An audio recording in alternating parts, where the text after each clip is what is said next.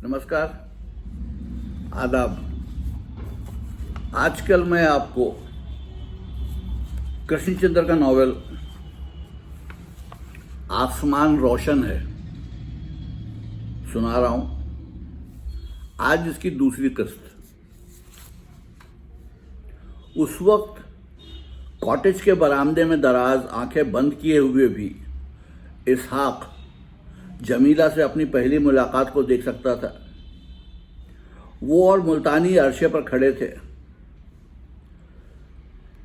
कैल्टेक्स company के petrol के जखीरों, बड़े बड़े तारीक माल गोदामों और देव हेकल आहीनी क्रेनों के मुख्तलिफ सायों के नीचे से तंग सी सड़क पर एक सब्ज रंग की गाड़ी तेजी से जहाज की तरफ आ रही थी।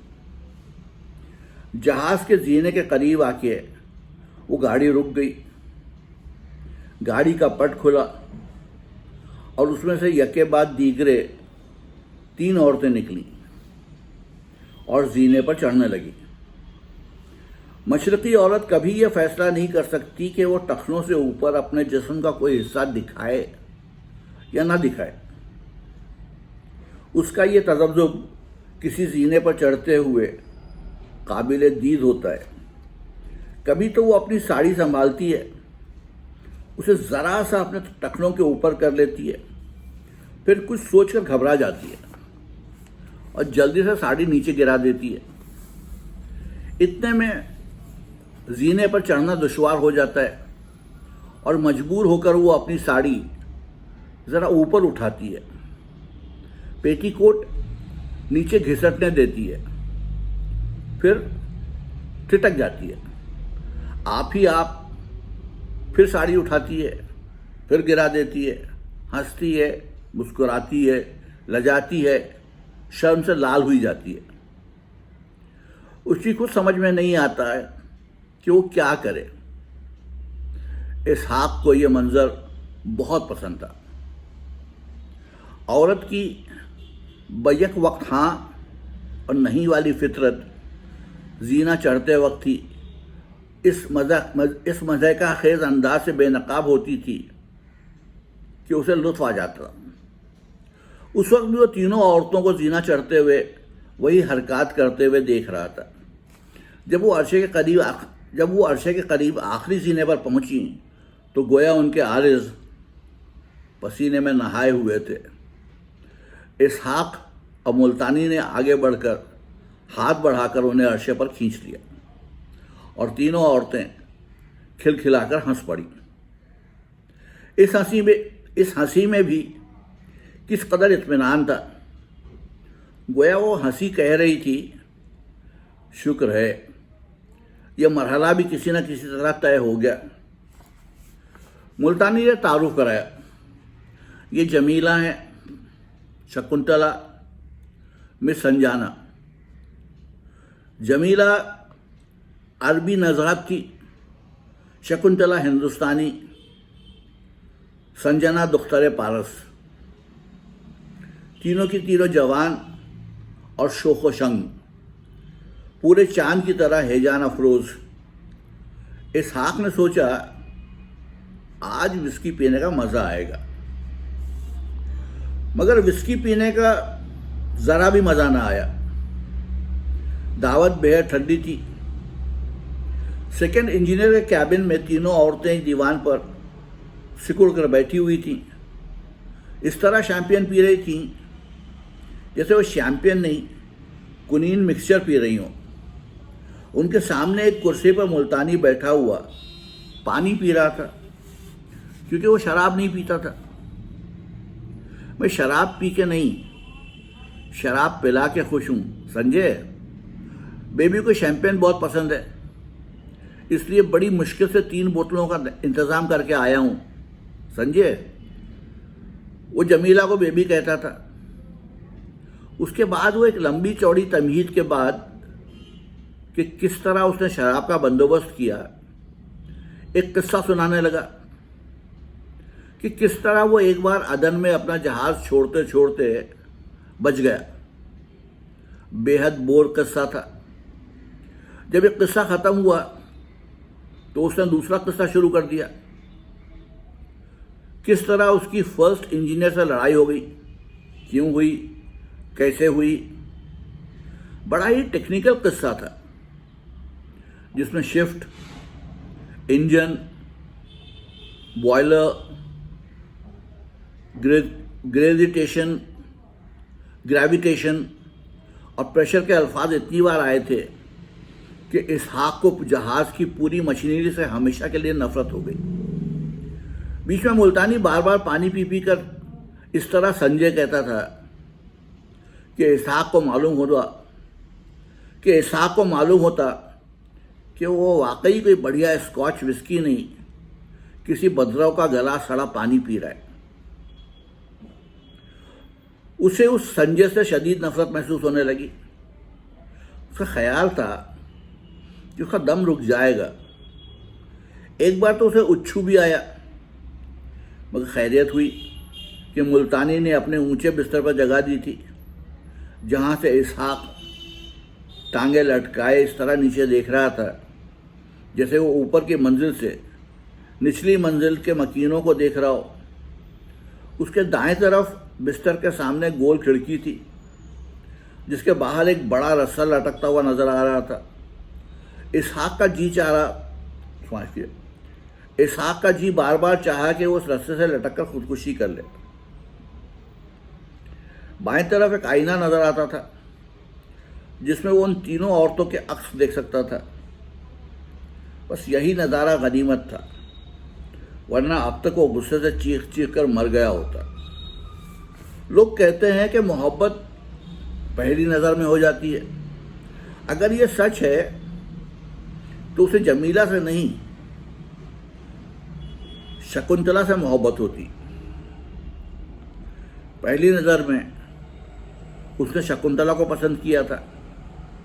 दराज कद, नाजुक अंदाम, बेहद संजीदा और मतीन। शकुंतला ऐसे तौल तौल कर बात करती थी, इस नपे तुले अंदाज में मुस्कुराती थी, कभी इस तरह अपने आप में खो जाती थी कि वो उसे बड़ी ही मासूम और पुरवकार मालूम हुई। छिछोरापन तो उसमें नाम को न था। बरखिलाफ उसके संजाना बारहा हंसने की कोशिश करती थी। मुल्तानी की बात को पलट के कोई अपना किस्सा सुनाने की कोशिश करती, मगर मुल्तानी कहाँ किसी की सुनने वाला था। वो अपनी धुन में बके चला जा रहा था। कोई 1.5-2 घंटे ही में कैबिन सिगरेट के धुएं से भर गया और जमीला ने जमाई लेकर कहा, जरा बाहर चलें, हमारा तो धुएं से दम घुटने लगा है। चलो बाहर चलो। मुल्तानी ने फौरन कहा। बेबी का दम घुटने लगा। इसहाक अपनी ऊंची सीट से कूदकर नीचे आ रहा। मुल्तानी ने बंद कैबिन का दरवाजा खोल दिया। वो पांचों बाहर आ गए। फर्स्ट इंजीनियर अपने कैबिन से झांक कर लड़कियों को देखने लगा और लड़कियों को मालूम था कि वो देख रहा है।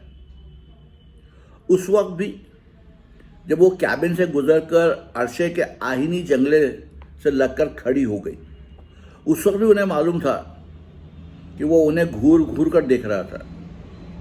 वो इस तरह बार बार अपनी साड़ी का पल्लू संभालती और ज़रा रुक रुक कर घबरा उठती कि इसहाक को गुमान हुआ कि हर औरत एक आंख अपनी गर्दन के पीछे भी रखती है। वो फर्स्ट डेक पर खड़े थे, जहाँ नीचे बॉयलर रूम को ताज़ा हवा पहुंचाने के लिए बड़े बड़े आहिनी नल थे, जिनके अंदर घूमते हुए पंखों का मध्यम मध्यम शोर यहाँ तक सुनाई देता था। यकायक फर्स्ट इंजीनियर ने अपने कैबिन में ग्रामाफोन पर वॉल्स का एक रिकॉर्ड शुरू किया और संजाना बेकरारी में आहिनी जंगले से अपनी ऊंची एड़ी के जूते पकड़ा पकड़ा कर ताल देने लगी। मुल्तानी को बहुत गुस्सा आया। उसने उस वक्त अरशे से चले जाने का फैसला कर लिया, मगर कहाँ जाए? कैबिन में तो अभी तक धुआं था। उसने इसहाक से कहा, आपने अभी तक जहाज का बॉयलर रूम न देखा होगा। नहीं देखा। जमीला ने खुशी से चिल्लाकर कहा, हम भी देखेंगे।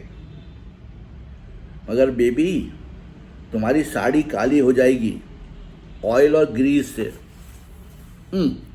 हो जाने दो। जमीला तुनक कर बोली, आज हम बॉयलर जरूर देखेंगे। जमीला बच्चों की तरह ताली बजा के खिलखिलाकर हंस पड़ी। जमीला का कद शकुंतला और संजना दोनों से छोटा था। उसका जिस्म भी दोनों से ज्यादा गुदाज, बल्कि फरबही की तरफ मायल था। मगर उस वक्त जमीला इसहाक को बहुत अच्छी मालूम हुई। उसका बच्चों की तरह खिलखिलाकर हंस पड़ना और बॉयलर देखने पर इसरार करना। बॉयलर रूम, जो जहाज के सबसे नीचे होता है, ऊपर के जंगले से एक नज़र देखने में बिल्कुल दोज़ख का तहखाना मालूम होता है। शदीद हब्स, घुटन और गर्मी, बड़ी बड़ी स्याह ड्रम नुमा मशीनें और फर्श से छत तक टेढ़े मेढ़े खौफनाक शक्लों वाले आहिनी नल, गलीज स्याह लिबास पहने हुए कोयला झोंकते हुए खलासी, जो इतनी दूर से बिल्कुल खिलौने जैसे मालूम हो रहे थे। पुरपेच आहिनी जंगला जहां इसहाक खड़ा था, मुख्तलिफ नलकियों और आहिनी आलात के गिर्द घूमता हुआ नीचे तक चला गया था। यहां तो बहुत गर्मी है, इसहाक ने अंदाजा किया। शकुंतला ने कहा, कैबिन से कम ही होगी, चलो नीचे चलो। नीचे जाने के लिए जगह बहुत कम थी। एक वक्त में एक आदमी ही आसानी से जंगले से ऊपर नीचे गुजर सकता था, और नीचे घूमते हुए मोड़ों पर तो ये जगह और भी तंग हो जाती थी। मगर लड़कियां नीचे चलते हुए जीने से अकेले उतरते हुए घबरा रही थी।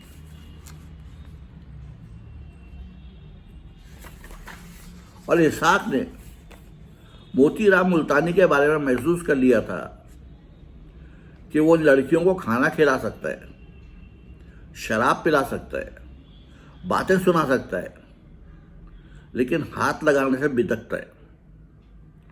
उस वक्त भी वो जंगले पर सबसे पीछे खड़ा लड़कियों को हाथ के इशारे से नीचे उतरने को कह रहा था, और साथ में उसकी नसीहत ये भी थी कि उतरते वक्त साड़ियों को आहिनी जंगले की सतह से मिस न होने दिया जाए, वरना स्याह ग्रीज लग जाएगी। अब ये सब काम हो तो कैसे हो?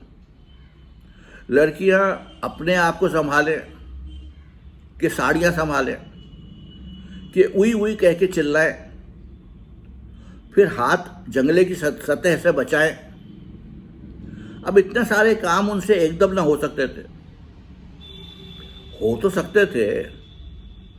उनमें से हर औरत जंगले के ऊपर से नीचे तक दौड़ती हुई जा सकती थी और फिर बेतकान ऊपर आ सकती थी। वो अच्छी खासी तंदुरुस्त सेहतमंद औरतें थीं, मगर मर्दों के सामने अपनी सेहत का सबूत कैसे दें? बदतहजीबी है, और खुद मर्दों को भी अच्छा नहीं लगता। इसलिए कैसे नीचे उतरा जाए? कई मिनट तक खवातीन में पसोपेश रहा। आखिर इसहाक ने संजाना का हाथ पकड़ के कहा, आप आइए मेरे साथ।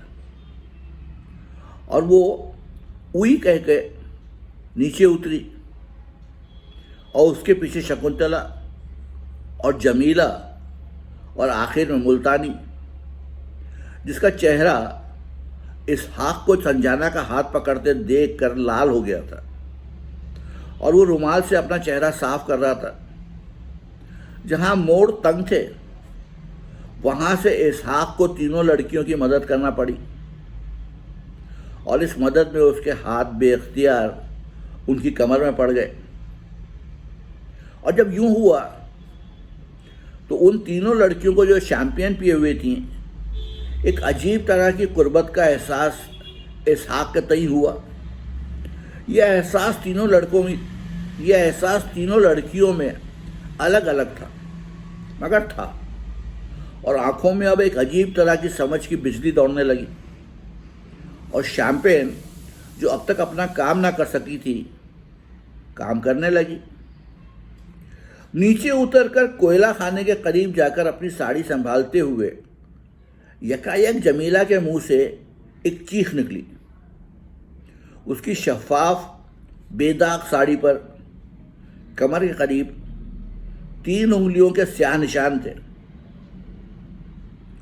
इसहाक ने मुल्तानी की नसीहत की परवाह न की थी।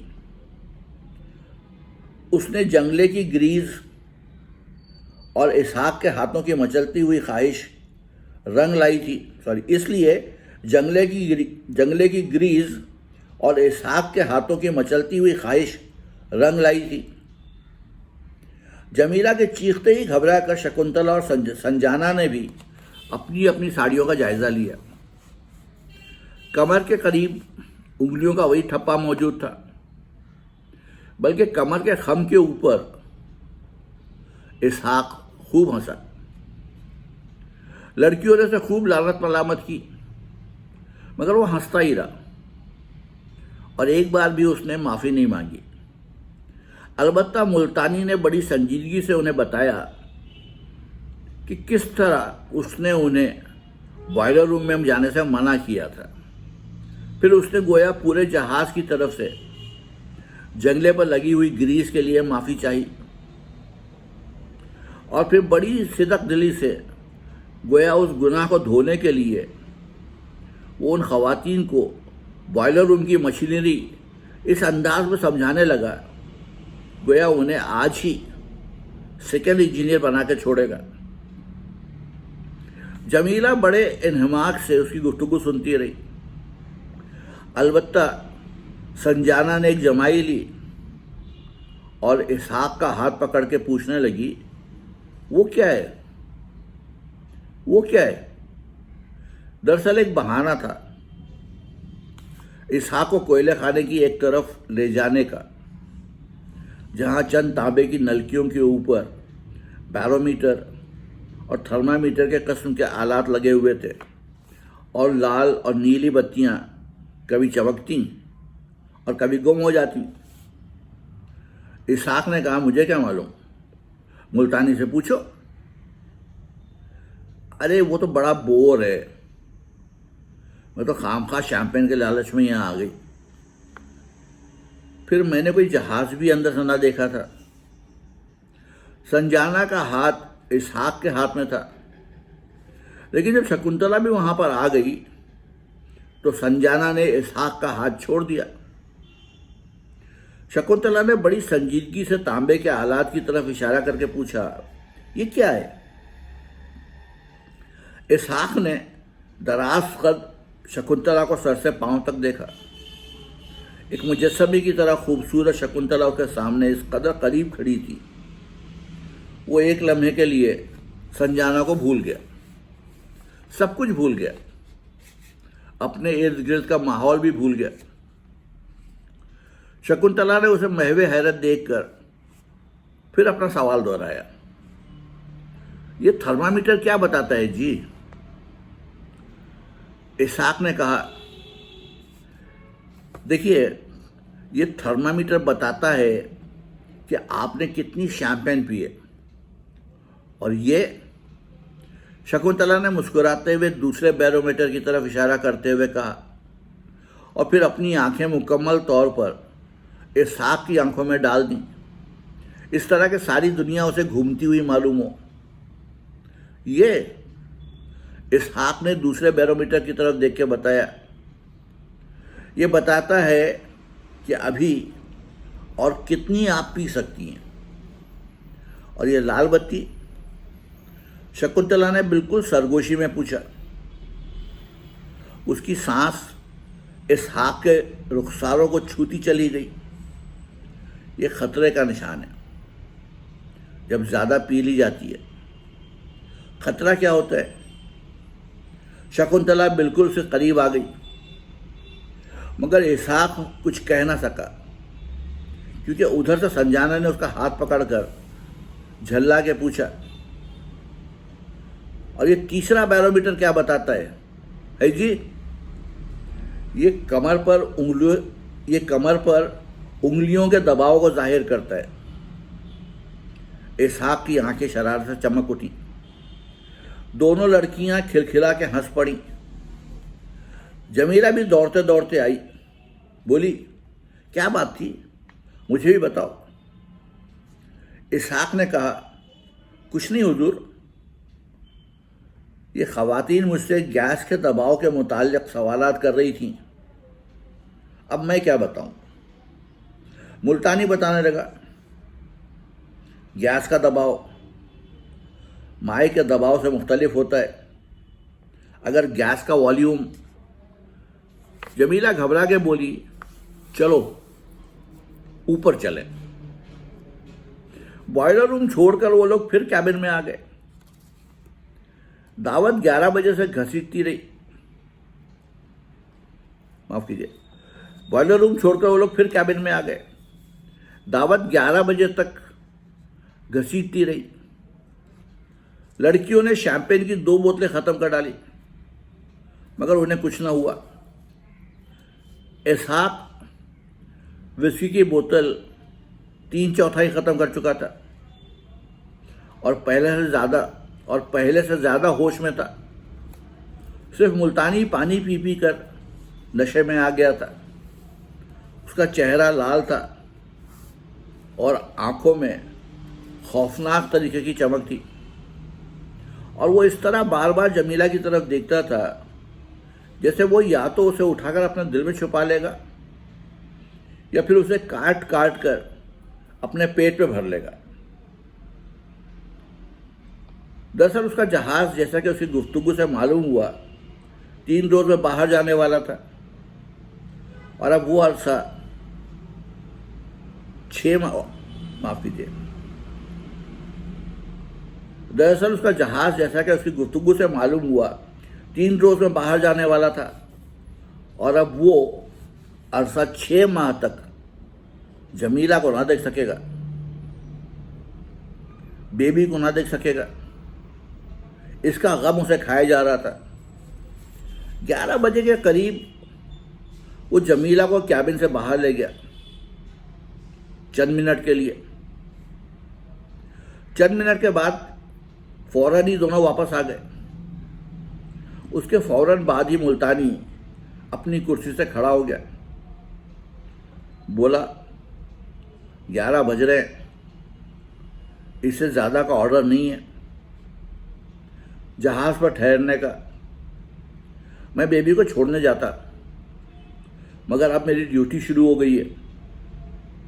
इसहाक भाई, आप बेबी को उसे घर पहुंचा देना, और I am very grateful. Sanjay. Ishaq समझ गया। उसने बड़ी खंदा पेशानी से मुल्तानी से हाथ मिलाया, और मुल्तानी ने सब वादा किया कि वो 6 माह बाद उसे अपनी लाइफ स्टोरी सुनाएगा। वो स्टोरी तुम लिख डालो। मैं ज़रूर लिखूंगा। मेरी लाइफ बहुत गजब की है, ज़रूर होगी, तुम उसको लिख देना। ज़रूर लिखूंगा। Bye bye.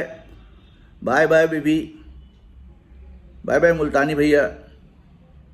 जमीला ने बड़े नर्म और मिस्कीन लहजे में कहा। शकुंतला की सब्ज रंग की मॉरिस बेलाट पियर के पिछवाड़े की सुनसान सड़कों पर दौड़ने लगी। लड़कियों की फितरी बशाशत औत कर आई। वो हंसने और गाने लगीं। पिछली सीट पर इसहाक, जमीला और संजाना के बीच में बैठा था। दोनों लड़कियां उस पर गिरी पड़ती थी। शकुंतला उसकी गोद में बैठी थी। तीनों का वजन मिला के 4-5 मन से कम ना होगा, मगर कभी कभी औरत का वजन बिल्कुल महसूस नहीं होता। हालांकि जो चीज़ जगह घेरती है वजन ज़रूर रखती है, ये साइंस का उसूल है। मगर औरत के मामले में साइंस के बहुत से उसूल जवाब दे जाते हैं। इसहाक सोचने लगा, शायद उसकी वजह यह हो कि औरत खुद एक साइंस है। इसहाक ने शकुंतला से सवाल किया, आपका खाविंद क्या काम करता है? शकुंतला उसकी गोद में जरा सी उछली, फिर ठस होकर बैठ गई। बोली, वो स्टेनोग्राफर हैं। स्टेनोग्राफर की बीवी एक मॉरिस कैसे रख सकती है? इसहाक ने पूछा।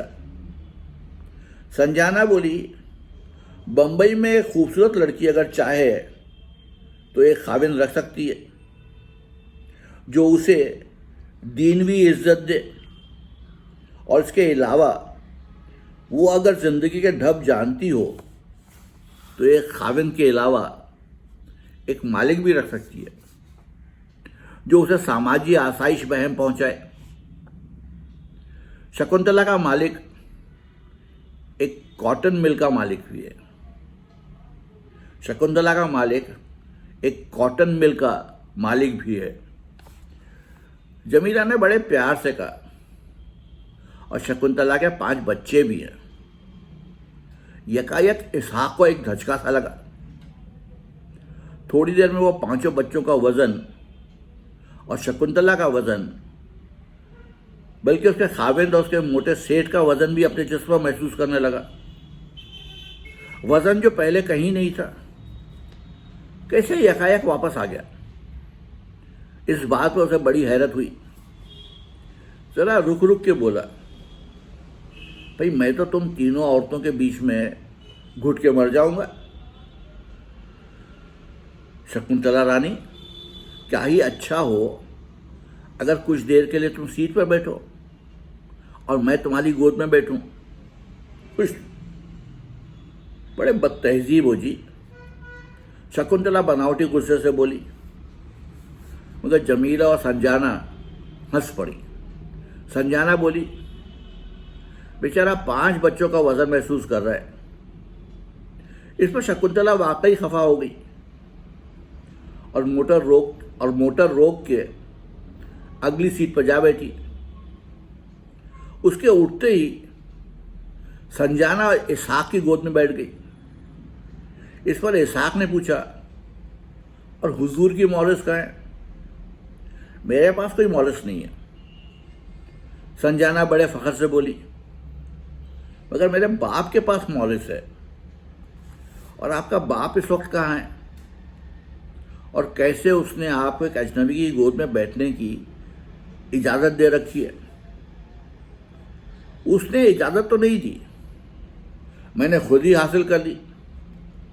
मेरा बाप दरअसल बंबई से 40 मील दूर एक फार्म में रहता है। हमारे फार्म में फलों के बाग है और सब्जी के खेत है, और वहाँ चावल भी पैदा होता है। अगले दिसंबर में मेरी शादी मेरे एक दूर के रिश्तेदार से होने वाली है। जब तक मैं जिंदगी देख रही हूं। इसहाक के नफ्सों में एक बदबू उड़ती हुई आई, किसी के जिस्म की बदबू।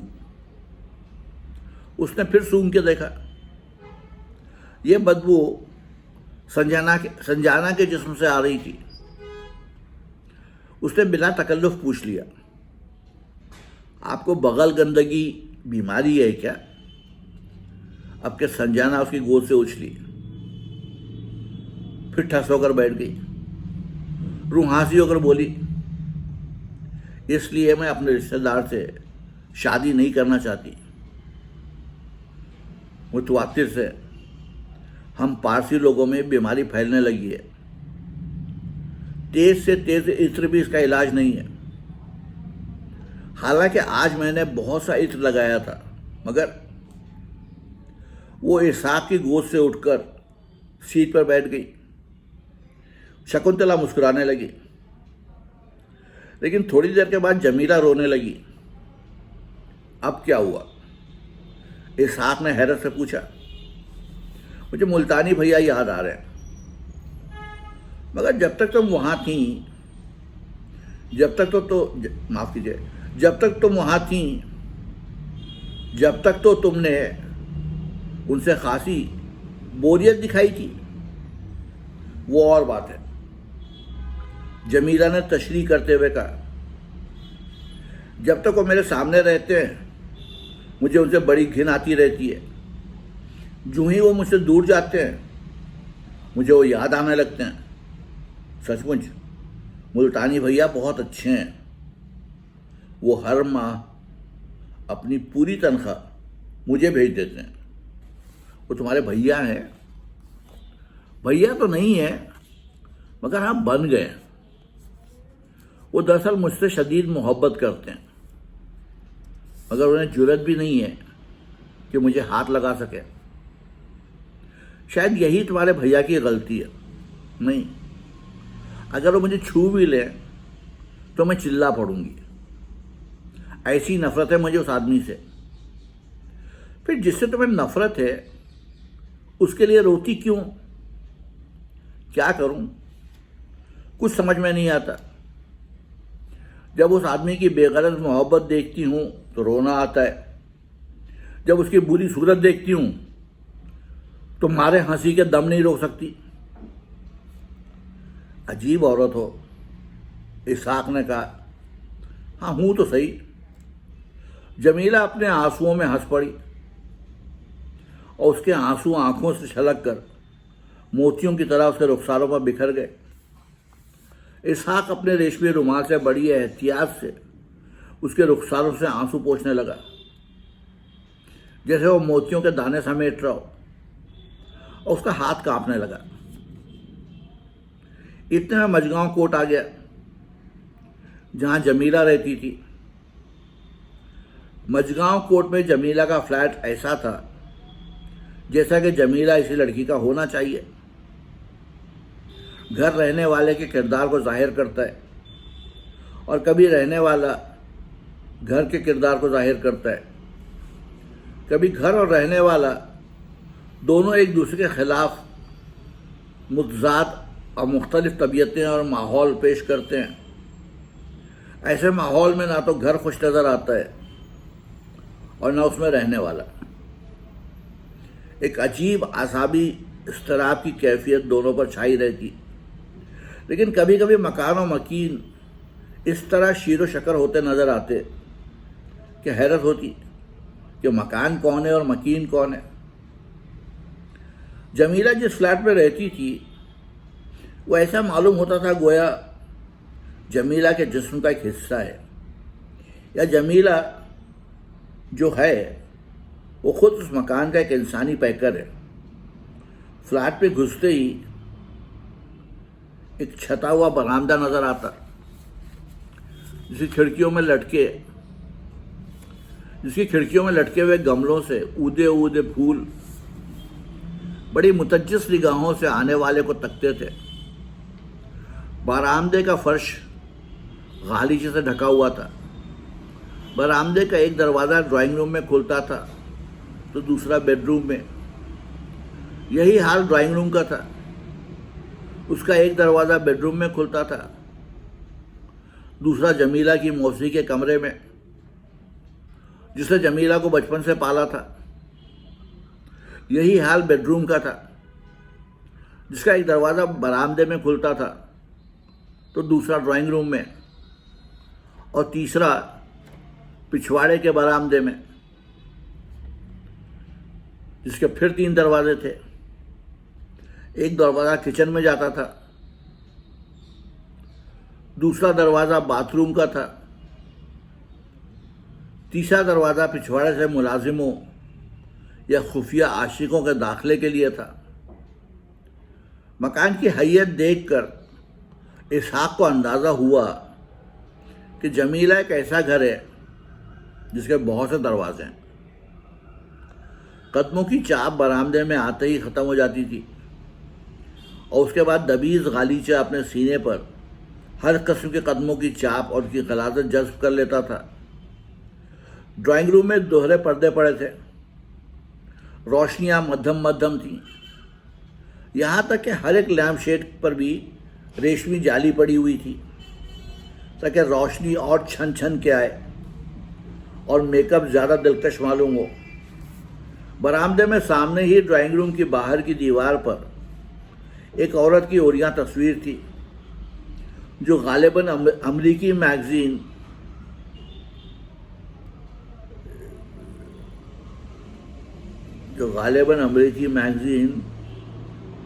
लवलेज या विंक से काटी गई थी। मैगजीन के नाम समझ नहीं आ रहे हैं। लवलेज या विंक से काटी गई थी। ड्राइंग रूम के अंदर भी उसी तरह की मुसव्वरी के नवादिर जमा थे।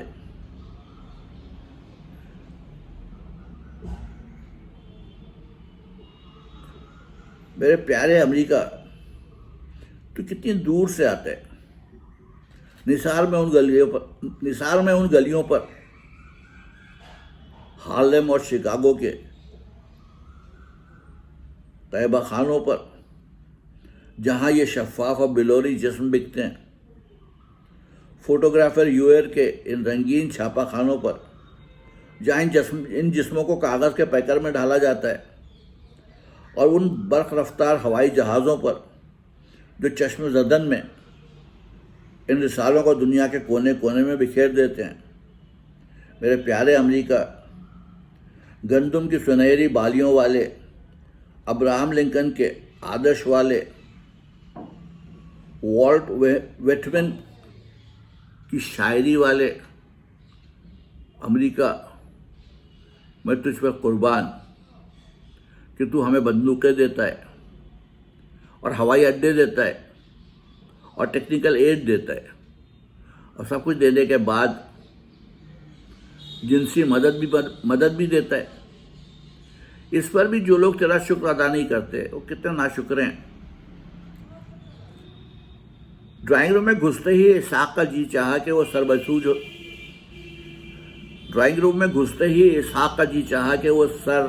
बसजूद हो जाए और 2 नफल शुक्राने के अदा कर दे, मगर फिर हर तरह की अमरीकी मदद की तरह उसने उस शुक्राने को भी उधार में रखा और सोफे में धंस गया। सोफे के सामने एक बड़ा दीवान पड़ा था। उस पर शकुंतला और संजाना बैठ गई। दाएं तरफ के कोच पर जमीला बैठ गई। उन तीनों के बीच में एक बहुत बड़ा गालीचा था। चौथी तरफ एक रेडियोग्राम था जिसके पास कई रैक रिकॉर्डों से अटे पड़े थे।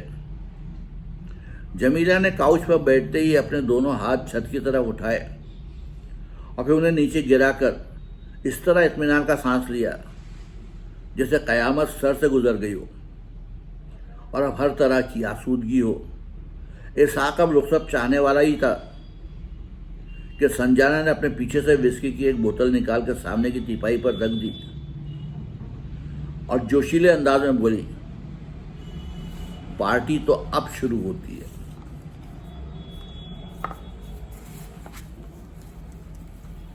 कल फिर आऊंगा। आजकल बहुत बुरा पढ़ रहा हूं, माफ कीजिएगा। आदाब।